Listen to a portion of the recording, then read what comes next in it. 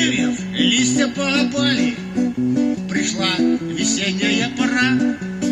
Ребят наших в армию побрали хулиганов. Пришла и очередь моя, говоря.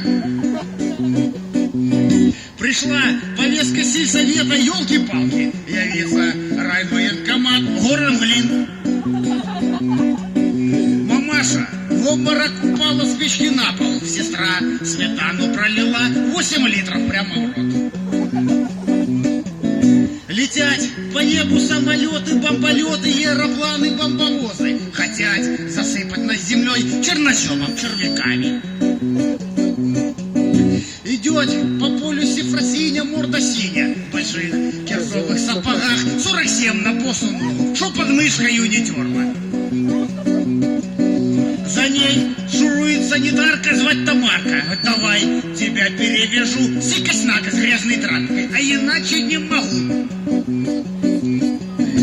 Идете по